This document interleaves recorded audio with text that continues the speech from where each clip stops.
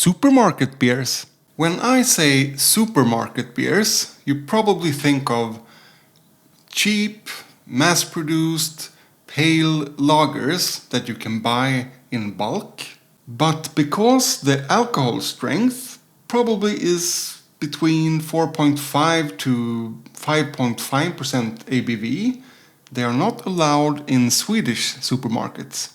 All of the beers you can see here are Swedish supermarket beers, 3.5% ABV or less. That also means you can find Staropramen or Heineken with the alcohol strength of 3.5% ABV.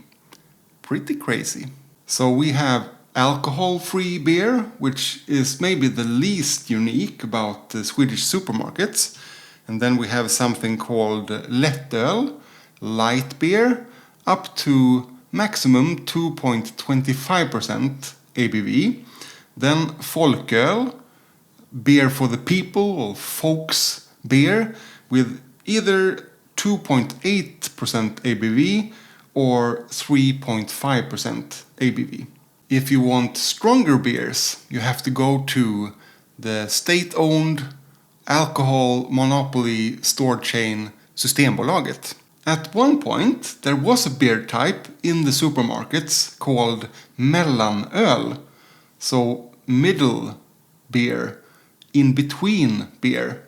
If you talk to Swedes today, they usually know that there is or was something called Mellanöl, but not really what it means.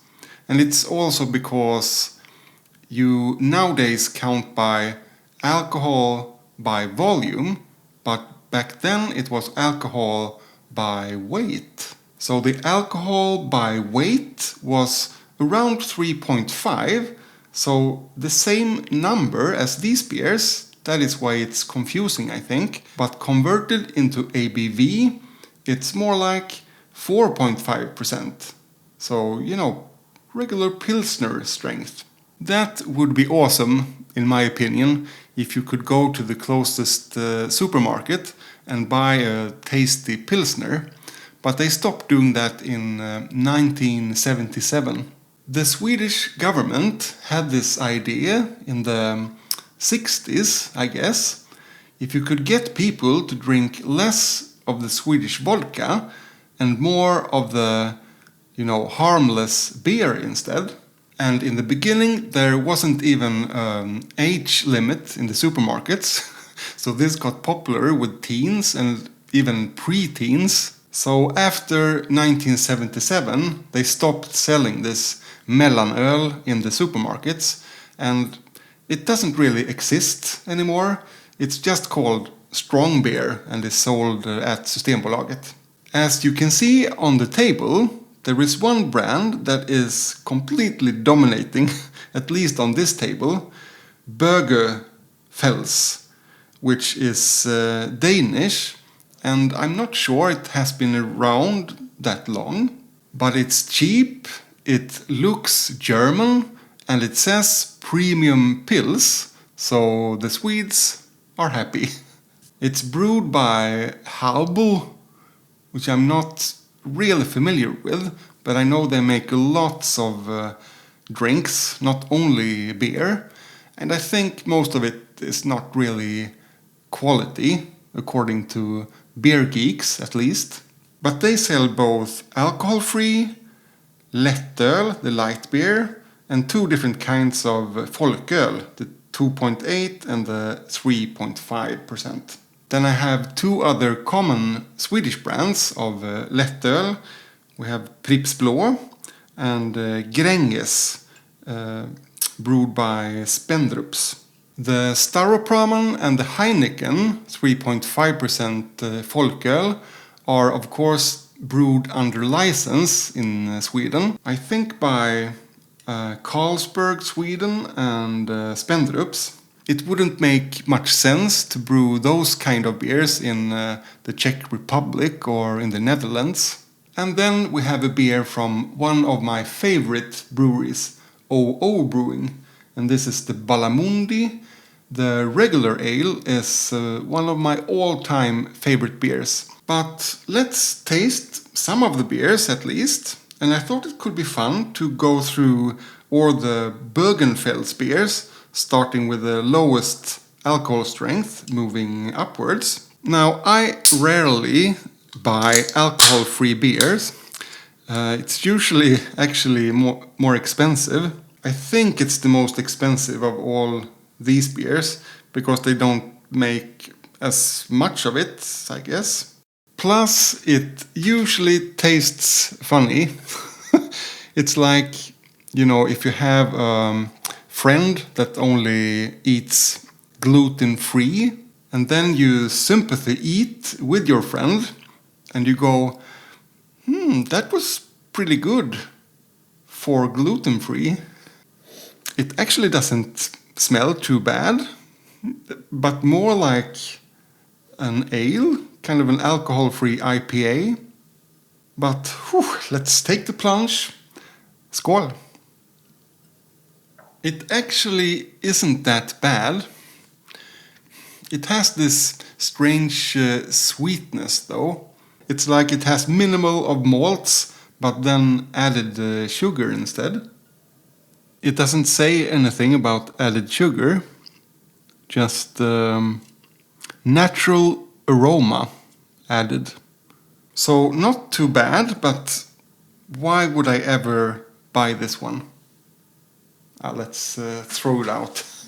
The next one, the Lättöl, the light beer, is a pretty cool Swedish tradition, I think. Sweden doesn't have much of a unique beer culture, but this kind of low alcohol lager beers is pretty unique actually. To me, it's perfect with gatherings with many generations.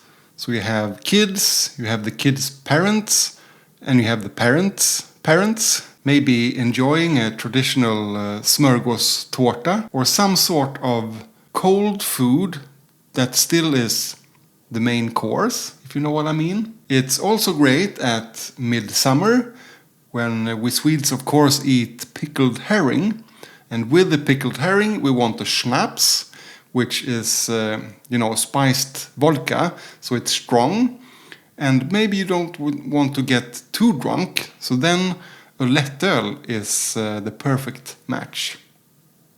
Yeah, now at once we get more of the malt flavor. It is still pretty watery, of course. It's like a mix of beer and mineral water, but it's refreshing. And if this is what you expect, I think it's enjoyable. Actually, I need to compare. Gränges is, I think, my favorite Lättöl, but I've never really compared it side by side like this. Let's see as well if there are any other differences. It smells more authentic, actually, the Gränges. More malty, almost cookie doughy. Almost the same color, though. Okay, skål. Yeah, it's better. It has a deeper malt base. You kind of recognize the Spendrup's malts. They are really good at making these kind of lager beers. It's very light. You could say watery, but that's the point. Then the 2.8. This is, I think, the big seller in Sweden. You buy these in a 6-pack and it's super cheap. Oh, I need to be here. Still not the most inviting smell. Can't really get either the hops or the malt base. But let's try it. Skål. I guess it has some... I mean, people would know that this is beer. But very thin malt base. Practically no bitterness.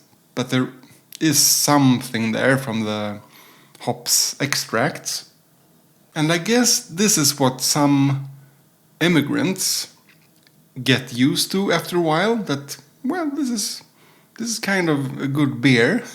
It's cheap as well. I don't know. But I think I'll put the rest of it in the sink.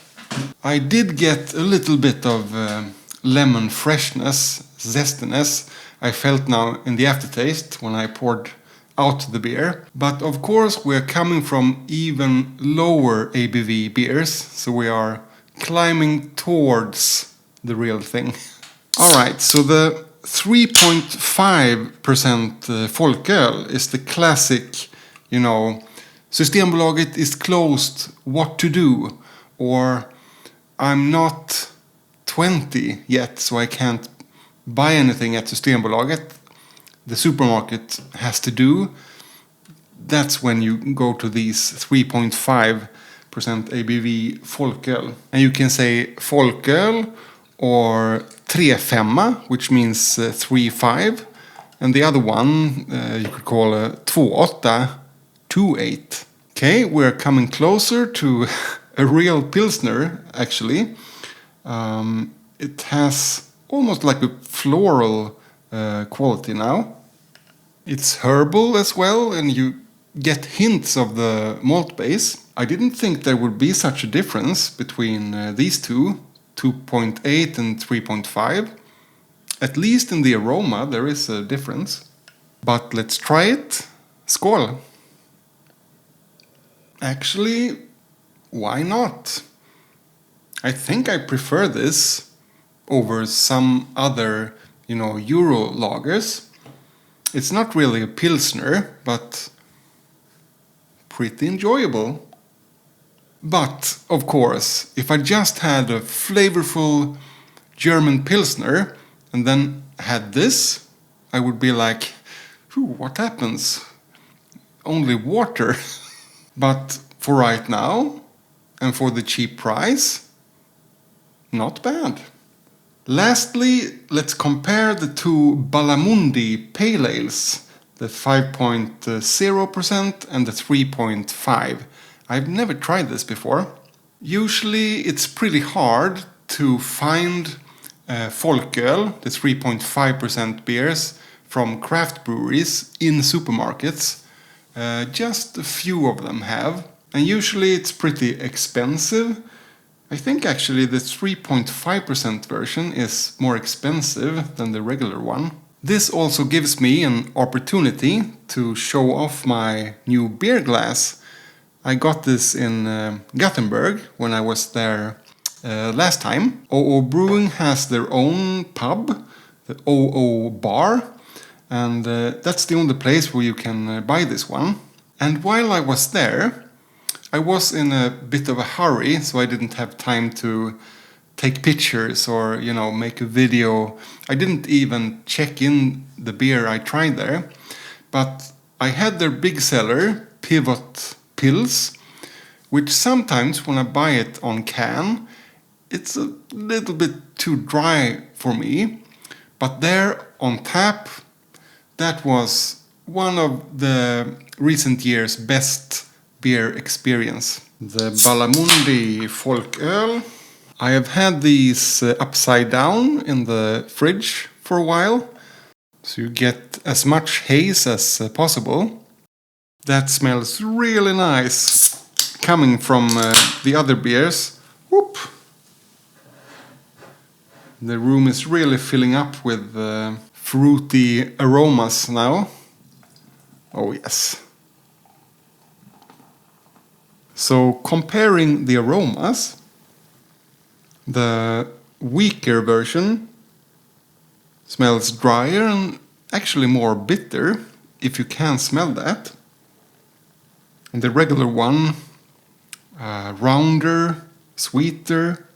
They are identical, right? It's almost like they use different hops, but I don't think so.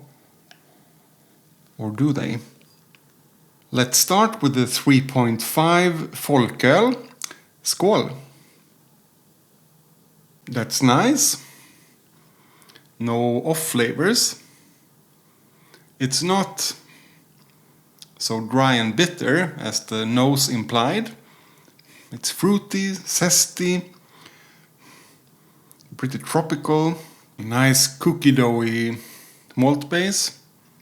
Yeah, it tastes good. But now comes, of course, the exciting part. How does it compare to the regular 5.0% ABV pale ale? Skål! This has more flavor, a bit more bitterness, but it's not like day and night. You get even more of the tropical notes, pineapple, little bit of mango maybe, gooseberries, and the aftertaste is more lingering. But I mean, the Folköl version isn't far behind. It is lighter, of course, a bit more watery, and it doesn't have the same depth, or how you would describe it. Mostly the higher frequencies are there. That's pretty cool. But I don't know why I would ever buy this again. It's just for this video. To find a supermarket that actually has the craft beer Folköl can be more difficult than going to your closest Systembolaget. And since it's actually more expensive and this one tastes better, I don't really see why I should buy this. But I hope you learned something about the Swedish supermarket beer culture. And if you want to check out more Swedish beer videos, you have a video right here. Thank you for watching, and remember, drink responsibly!